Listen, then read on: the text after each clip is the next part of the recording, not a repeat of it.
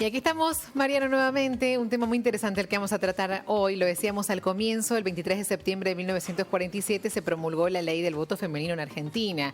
Más de 70 años de historia de algo tan importante, ¿no? Un avance tan importante para las mujeres en nuestro país. Y en ese contexto y en este aniversario, Mumalá ha presentado un informe muy interesante que se llama Del voto a la paridad, que justamente analiza el rol de la mujer en los cargos ejecutivos, legislativos del país. Y hay resultados que preocupan todavía a esta altura de la vida, ¿no, Mariano?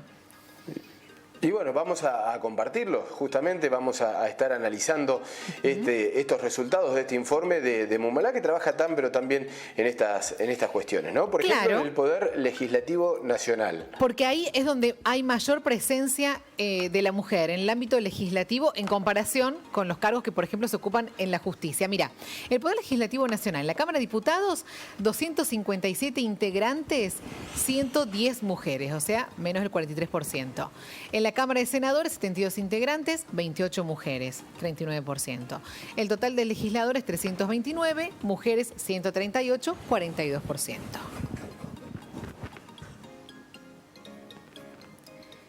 Y en el Poder Legislativo Provincial, ¿qué es lo que sucede? En 23 provincias, bueno, más Cava, el total de legisladores son 1.198. Las mujeres, 441, un porcentaje de 37%. Sí. Y en los consejos municipales, 69 consejos relevados, 831 concejales, 336 mujeres, 40%.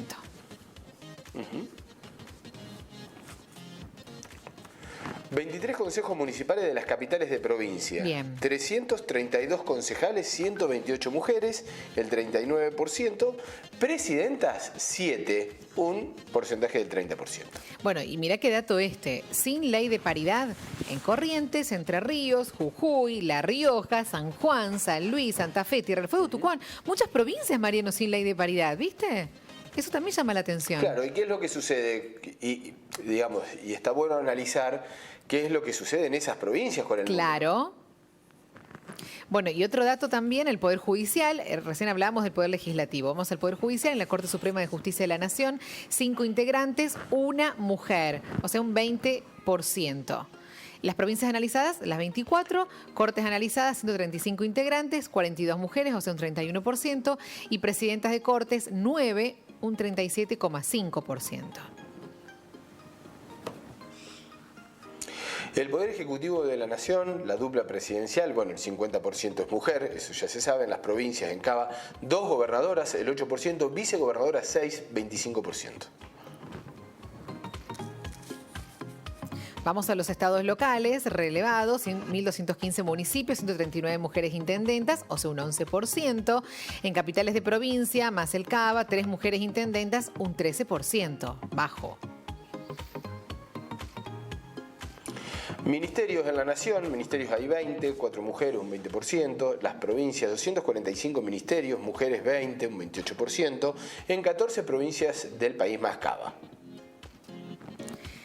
El porcentaje de participación de las mujeres en ministerios es del 0 al 30%. 46% de las ministras coordinan salud, desarrollo social y educación.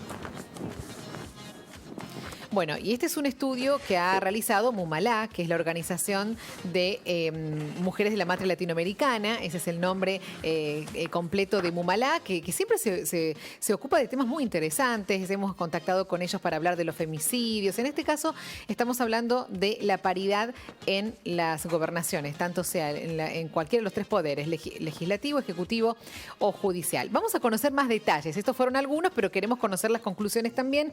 Por eso le vamos a dar la bienvenida a Silvia Ferreira, que es la coordinadora nacional de Mumalá. ¿Cómo está, Silvia? Un placer enorme conversar con vos nuevamente. ¿Qué tal? Buenos días y siempre agradecidas de la participación que nos dan a nuestros informes aquí en este programa. Bueno, es que realmente es interesante. Hola, Silvia, ¿cómo le va? ¿Cómo están? Bueno. Con Mariano ahí compartíamos algunas tramas, Silvia, de algunos datos más importantes que llaman muchísimo la atención, porque uno quizás así a grandes rasgos no se había dado cuenta de los porcentajes ínfimos que las mujeres ocupan, ¿no? En cualquiera de los poderes. Claro, nosotras justamente hicimos este informe en el día de hoy, que se celebra una vez más un nuevo aniversario de la promulgación del voto femenino y ese primer pasito que dimos las mujeres en nuestro país allá en 1947, y hoy hacemos un balance de cómo estamos en términos del acceso y la participación real a espacios de decisión jerárquicos de nuestro Estado, ¿no? De los tres poderes del Estado.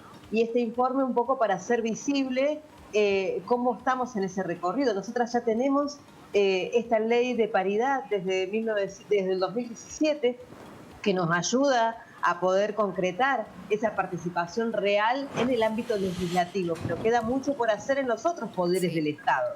Y en ese sentido es que, como bien decían los datos que ustedes han anticipado, es el Poder Judicial, lamentablemente, que todavía tiene mucho más lentitud para poder incorporar esta paridad de género, y también en el caso del Poder Ejecutivo, también, en sus tres niveles, en el nivel nacional y sobre todo a nivel local, que es donde menos, hay veces que menos se pone la lupa, ¿no es cierto? Si bien es el poder que está más al alcance de las ciudadanas, de los ciudadanos, es el que menos visible es, ¿no es cierto? Entonces, un poco nosotras queríamos traer al debate la posibilidad real que estamos teniendo con todas las dificultades para la participación política. Nosotras presentamos hace poco tiempo atrás un informe sobre uso del tiempo y tareas de cuidado y domésticas en el marco de la pandemia. Y ahí vimos que hay una importante participación de mujeres en esa tercera jornada que le decimos nosotras, en tareas comunitarias, en tareas sociales, aún con todas las dificultades que significa acarrear sobre nuestras espaldas las tareas domésticas, el cuidado de niños, de ancianos, y aún así hay una importante participación comunitaria, social, pero desciende muchísimo en los ámbitos de decisión política. Entonces, llamar un poco la atención, ¿no es cierto? Y tenemos también algunas recomendaciones que nos interesa destacar a partir de este informe. Dale, Primero, la necesidad de tener datos, ¿no es cierto? De que haya estadísticas que permitan monitorear estas leyes, estas normas que hoy nos permiten avanzar en forma positiva hacia espacios de mayor decisión, que la tenemos en el ámbito legislativo y que debieran avanzar en todas las jurisdicciones en los otros poderes del Estado, que no están todavía las normas en ese sentido. O sea, que haya un monitoreo real, que haya datos, que haya normas, medidas positivas que promuevan la participación en mayores ámbitos de decisión, que se pueda promover el acceso a personas que están en el colectivo diverso y disidente, que haya mayor participación travesti, trans, también en espacios de decisión. Ahí el techo de cristal que vemos para mujeres es mucho más fuerte, mucho más sólido, mucho más difícil de atravesar las barreras para lograr una efectiva participación del colectivo diverso en espacios de decisión. Y también que podamos tener un allanamiento de todas las dificultades que son condicionantes para ese techo de cristal que pueda favorecer la participación de las mujeres y de las disidencias en espacios de poder. Silvia, con respecto a la situación que se ven en las provincias en donde no está actuando la ley de paridad, allí lo marcábamos, ustedes lo reflejaban justamente en el informe, ¿cuáles son los números? ¿Cómo se desarrollan? ¿Aún es muy inferior todavía a los números en donde sí existe la ley de paridad o más o menos es parecido? Claro, nosotros tenemos provincias que directamente no han sancionado leyes de paridad, ¿no es cierto? Tenemos ahí esta Tierra del Fuego, San Luis, Santa Fe, Jujuy, Entre Ríos, Corrientes, Tucumán, San Juan y La Rioja. Son la listita de provincias que tenemos pendientes para poder sancionar leyes de paridad. Y ahí tenemos un promedio entre 40 y varias provincias por menos del 20%, o sea que están por debajo incluso de la norma sancionada en el 91 del cupo, ¿cierto? Que establecía un 30%. Entonces, eso también tiene que ver con la necesidad de hacer visible esta demora, esta lentitud para poder promover estos avances. Sin embargo, tenemos otras provincias donde ya ha sido sancionada la paridad y sin embargo siguen en índices bajísimos. O sea, tienen Santa Cruz, por ejemplo, tiene un 12%.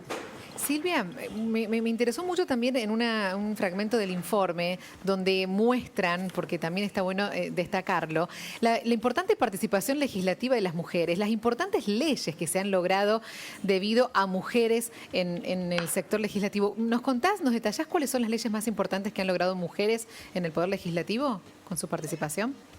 Claro, nosotros tenemos en el caso de Neuquén, Santiago del Estero, Chubut, Chaco, son las provincias que han logrado una buena participación y que efectivamente están acercándose mucho. Neuquén ya tiene superada, digamos, la cantidad de legisladoras en el ámbito legislativo, pero tenemos también a Chubut, Chaco, provincia de Buenos Aires, por encima del 45%. Pero entonces nos parece que ahí también entendemos que hay un activo político preocupado para poder hacer efectiva esta norma, ¿no es cierto? Y hay espacios ganados a fuerza de discusión, debate, para poder hacer efectiva esta posibilidad, que es un derecho, ¿no es cierto? Bueno, pero por ejemplo, te decía que han propuesto leyes muy importantes, se han sancionado leyes importantes a partir de la ocupación de las mujeres, como por ejemplo la Ley de Salud Sexual Reproductiva, una ley muy importante que fue presentada por una mujer en la legislatura.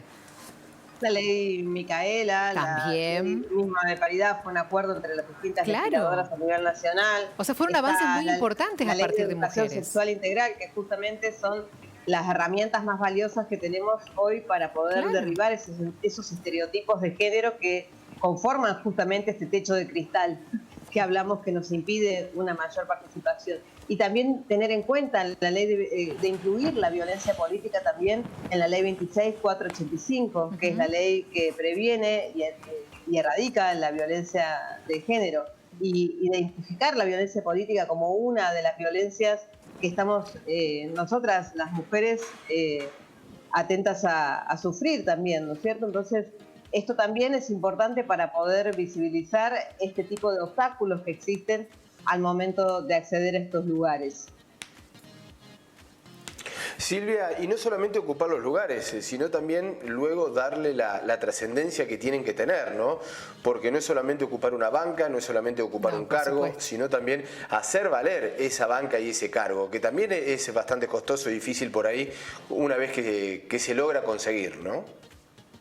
Claro, yo creo que en ese sentido nosotras hemos sabido demostrar que no solo se trata de un nombre, ¿no? de ocupar un lugar en una lista.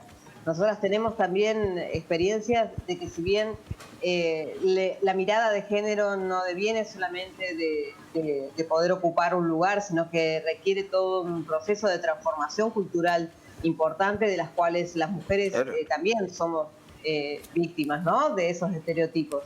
Pero nos parece que los resultados han sido más que positivos allí donde ha habido una real participación. Nosotras tenemos lamentablemente pocas jurisdicciones a cargo de mujeres, ¿no? Esto de que son solo dos gobernadoras en todo el país, las que tenemos posibilidades de estar en lugares del Ejecutivo, conduciendo todo un distrito. También son pocas las vicegobernadoras, las que están en esos lugares de decisión, pero nos parece que eso demuestra de que aún con todas las dificultades somos capaces de poder ejercer esos lugares en buena medida. Y también destacamos el lugar destacado que han tenido en nuestra historia personalidades, referentes, como son el caso de Diana Zacayán, de Loana Berkins, ¿no?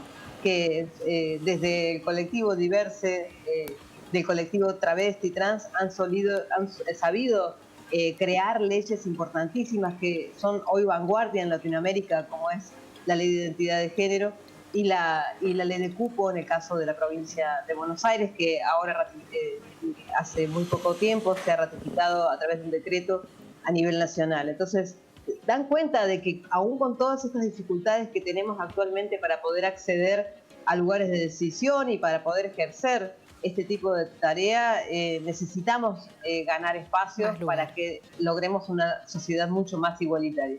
Bueno, por eso tan interesante el informe que han presentado. Queríamos compartirlo, Silvia, con estos detalles que visibilizan esos números, la realidad, ¿no? Que por ahí pasa desapercibida, pero hay que mostrarla para seguir logrando lugares con todo el derecho que tenemos las mujeres, por supuesto, en el país. Silvia, un placer conversar con vos. No, un placer siempre estar aquí en el programa y a disposición, como siempre. Muchas gracias.